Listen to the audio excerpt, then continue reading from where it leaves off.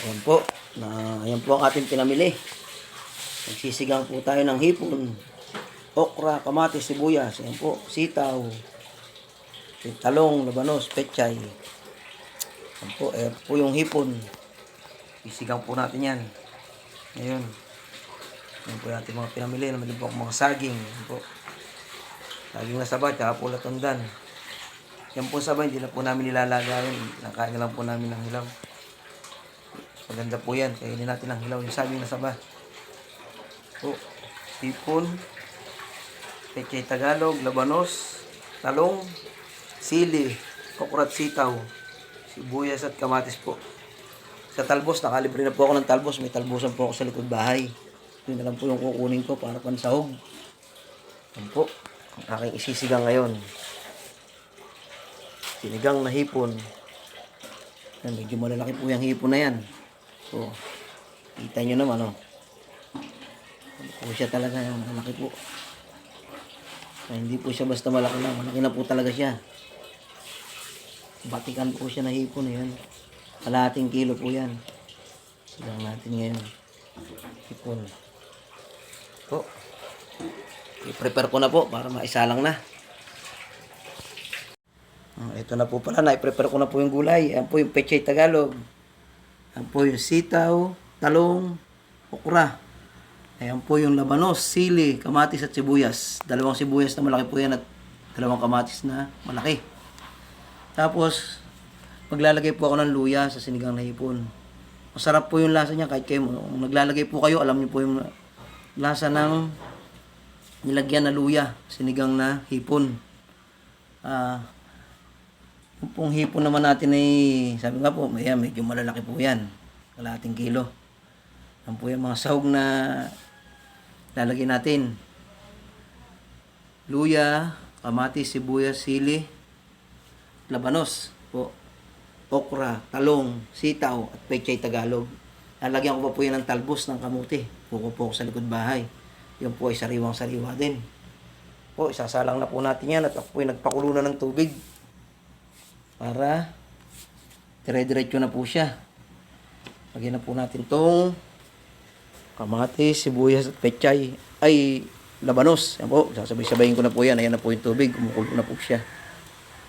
Kasi hindi naman po natin kailangan igisa yan eh. Kaya bali yan po yung ano niya. Po. Lagay ko na rin po yung luya. Ito po yung luya. Lagay ko na rin po yan. Yan po siya.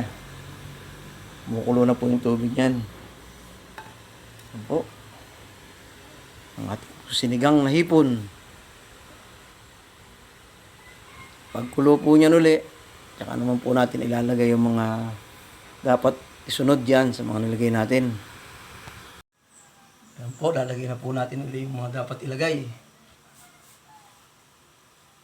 Lagyan na po natin yung pechay.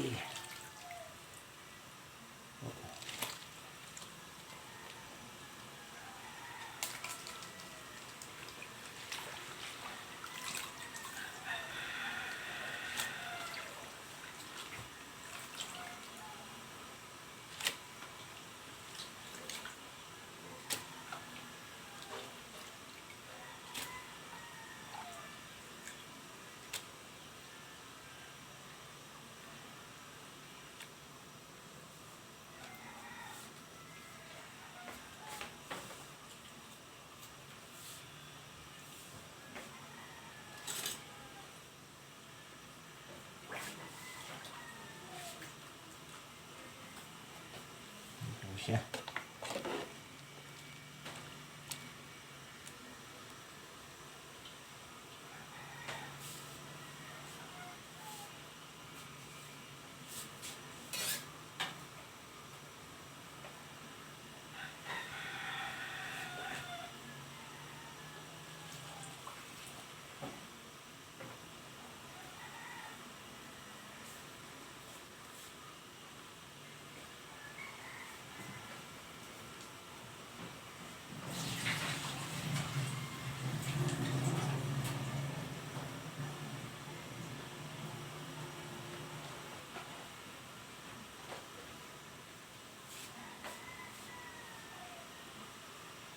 Lagay na rin po natin yung hipon.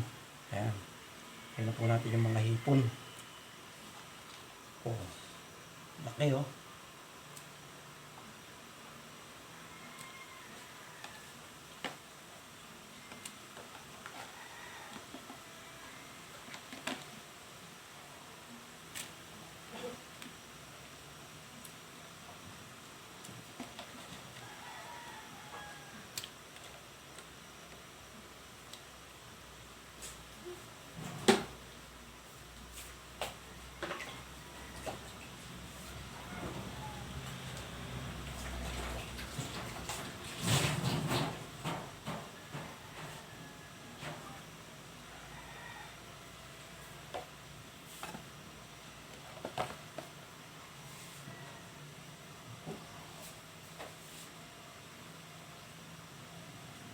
O, lagyan na rin po natin yung talong. Kasama na po yan. Patuloy naman po lumambot yung talong. Kung okra lang po yung iuhuli natin, ang mga pagkakulo niya po, doon na po natin lalagay. Para hindi po madurog. Pakuluin lang po natin yan bago na po natin ilagay yung okra. Kulong-kulo na po siya, tsaka po natin ilalagay yung okra. Yan po, ang ating sinigang na hipon. Mabilis lang po yan. Magluto rin po na yan kagad.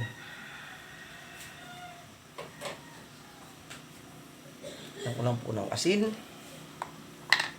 Palasang asin. Yan po ang asin.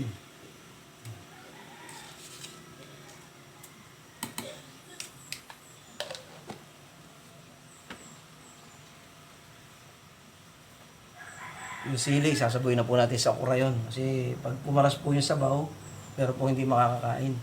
Si nanay. Yung sakto lang po na maluluto yung sili. Kung may gusto, kakainin niya na lang po yung sili. Yan na po yung tamang ano yan.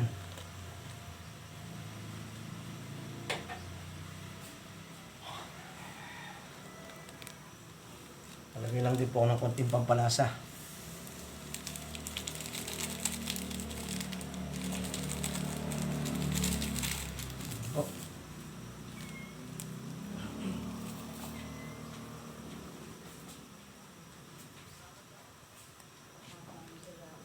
Mga simpleng pampalasa lang po. Pag ako nagluluto, hindi po ako naglalagay ng mga nor, ng mga magic, kung ano-ano pampalasa.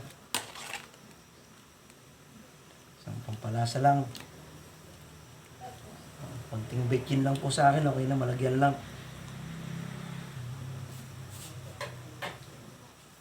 Oh. Ano po natin uli? Oh.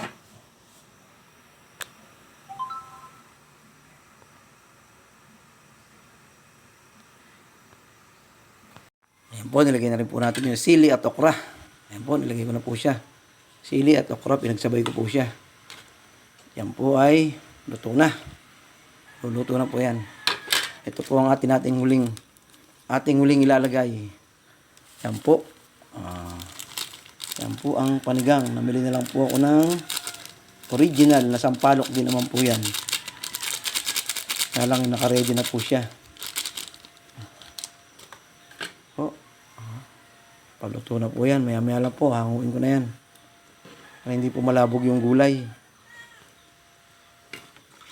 Yan po ang ulam ngayon.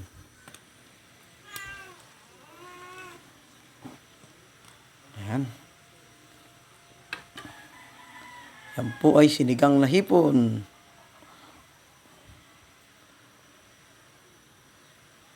Po ang ulam na panghapunan ngayon. Niluto ko lang po ng mas maaga ng konti para mamaya po hindi na po nag-aapura sa pagluluto hanggat may oras po ngayon. Yan po ang ating ulam mamayang hapunan, sinigang na hipon. Mamaya lang naman po, kainan na. Kunting oras na lang. Hanggang sa muli po, salamat po muli sa inyong lahat. Paki-like, share at follow na lang po.